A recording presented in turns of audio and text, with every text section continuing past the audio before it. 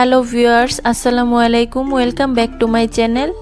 আজকে আবারও সবাইকে স্বাগতম জানাচ্ছি আমার নতুন আরও একটি রেসিপি দেখার জন্য। আজকে শেয়ার করব সম্পূর্ণ নতুন কায়দায় সুজি দিয়ে দারুণ স্বাদের একটা মিষ্টি তৈরির রেসিপি। যে কোনো অকেশন কিংবা স্পেশাল মেহমান আপ্যায়নে এই মিষ্টিগুলো কিন্তু একদম পারফেক্ট। ঘরের সদস্য কিংবা স্পেশাল গেস্ট যাকেই খাওয়াবেন এই মিষ্টিগুলো প্রশংসা না করে কিন্তু থাকতেই পারবে না। আর রেসিপি কিন্তু অবশ্যই জানতে চাইবে মিষ্টিগুলো কিভাবে তৈরি করা হলো।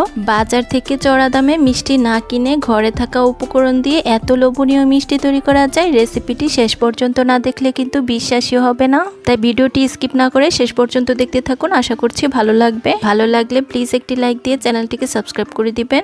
তাহলে চলুন দেখে নেওয়া যাক আজকের মিষ্টিগুলো কিভাবে তৈরি করছি।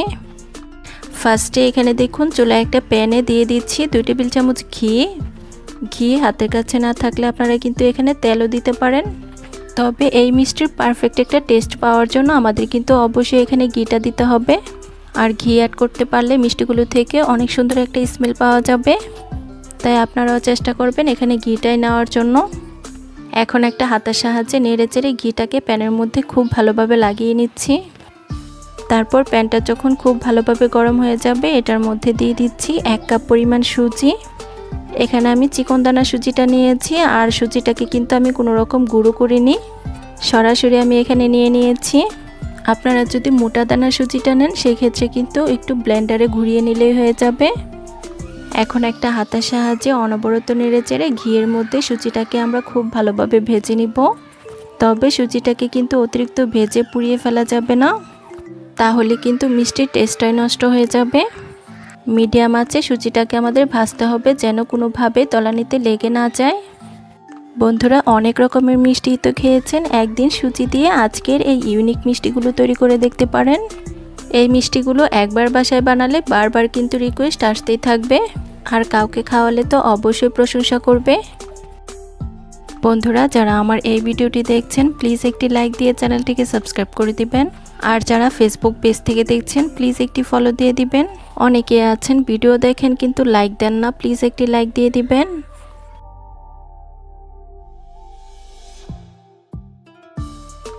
বন্ধুরা, আমি 3 থেকে 4 মিনিট সুজিগুলোকে অনবরত নেড়েচেড়ে ভেজে নিয়েছি, আর দেখতেই পাচ্ছেন এগুলো কিন্তু এখন অনেকটাই ঝুরঝুরে হয়ে গিয়েছে।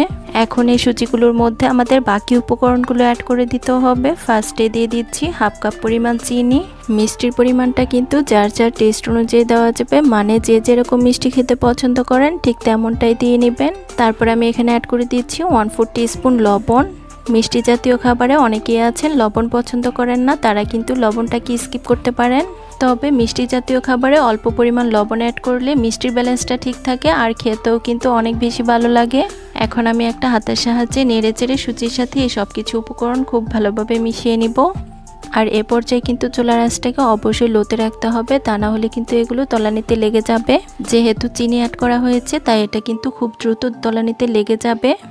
সব কিছু উপকরণ আমাদের খুব ভালোভাবে নেড়েচেড়ে মেশানো হয়ে গিয়েছে। এখন এটার মধ্যে দিয়ে দিচ্ছি 2 কাপ পরিমাণ লিকুইড ঘন দুধ। আমি এখানে 3 কাপ পরিমাণ দুধকে জাল করে ঘন 2 কাপ করে নিয়েছি, আর সেটা আমি এখানে অ্যাড করে দিচ্ছি। এই মিষ্টিগুলো বানানোর জন্য আপনারাও কিন্তু চেষ্টা করবেন এখানে ঘন লিকুইড দুধটাই নেওয়ার জন্য, তাহলে মিষ্টিগুলো খেতে অনেক বেশি ভালো লাগবে। এখন আমি আবারও একটা হাতের সাহায্যে নেড়েচেড়ে সুজির সাথে এই দুধটাকে খুব ভালোভাবে মিশিয়ে নিব। আর এই কাজটি কিন্তু আমাদের খুব দ্রুত করতে হবে, তা না হলে কিন্তু সুজির মধ্যে একটা দলা পাকিয়ে যাবে। কিছুক্ষণ নাড়তে থাকলেই দেখা যাবে সুজিটা সিদ্ধ হয়ে দুধটা অনেকটা টেনে নিয়েছে। দেখুন, মিষ্টির জন্য আমরা এরকম একটা মিশ্রণ তৈরি করে নিয়েছি। এখন এটাকে আমাদের চুলা থেকে নামিয়ে নিতে হবে। তারপর এদিকে দেখুন একটা সার্ভিং ডিশ নিয়েছি, আর এটার মধ্যে আমরা মিষ্টিটাকে সেট করব। তার জন্য এই সুজির মিশ্রণটাকে আমি এই সার্ভিং ডিশটার মধ্যে আমি নিয়ে নিচ্ছি। আপনাদের হাতের কাছে যদি এরকম সার্ভিং ডিশ না থাকে কোনো অসুবিধা নেই, যে কোনো চারকোনা শেপের একটা বাটি নিয়ে নিতে পারেন, আবার চাইলে যে কোনো স্টিলের বাটিও নিয়ে নিতে পারেন। তো বন্ধুরা, দেখতেই পাচ্ছেন সম্পূর্ণ মিশ্রণটা আমাদের কিন্তু সার্ভিং ডিশের মধ্যে নিয়ে নেওয়া হয়ে গিয়েছে। এখন আমি একটা হাতের সাহায্যে এই সুজির মিশ্রণটাকে একটু চেপে নিচ্ছি, আর এটা কিন্তু আমাদের গরম অবস্থাতেই করতে হবে, তা না হলে কিন্তু মিষ্টিগুলো ভালোভাবে সেট হবে না। দেখতেই পাচ্ছেন সুজির মিশ্রণটা সার্ভিং ডিশের মধ্যে আমাদের খুব ভালোভাবে সেট করে নেওয়া হয়ে গিয়েছে। এখন এটাকে আমরা একটা সাইডে রেখে দিব।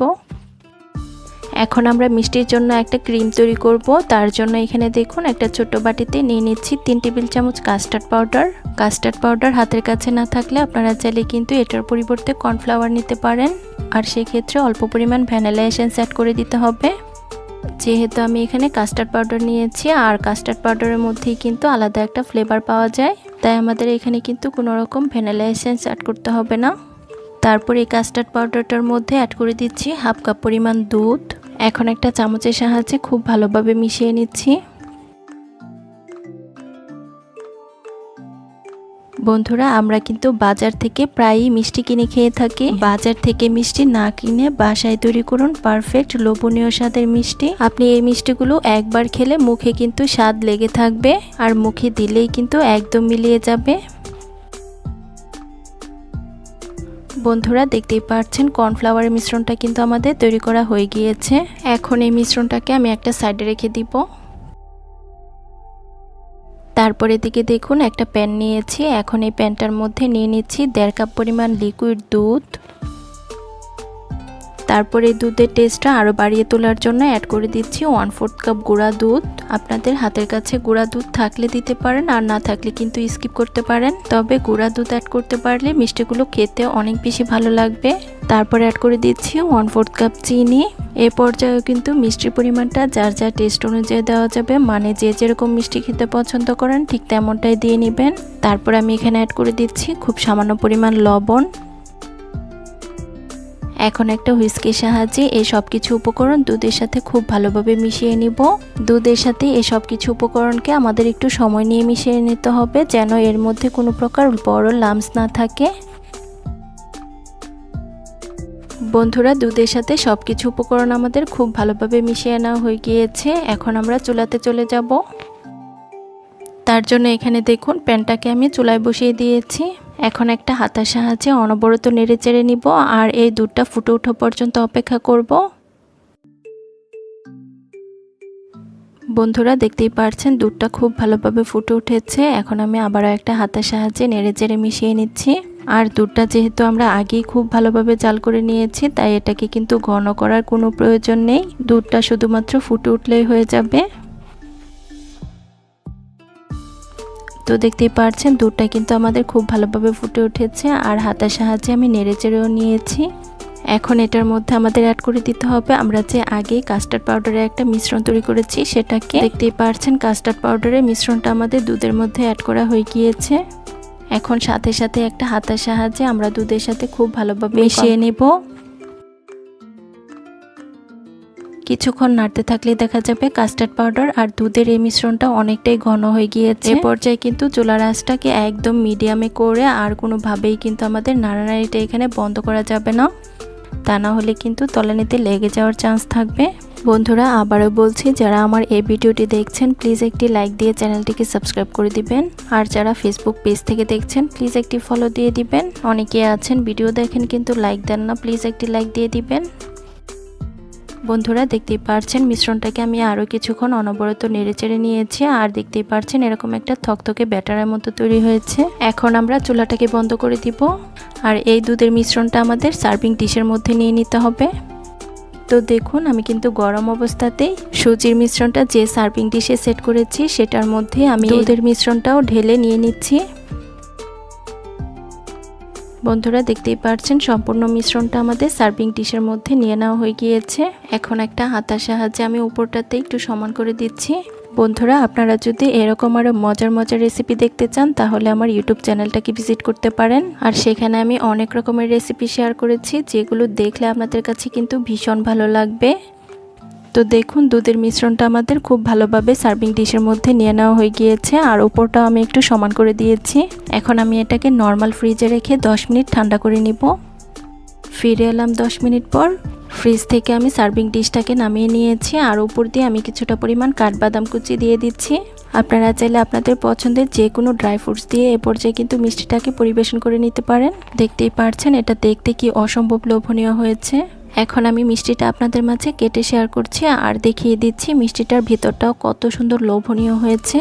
বন্ধুরা দেখুন, এটা দেখতে কি অসম্ভব লোভনীয় হয়েছে।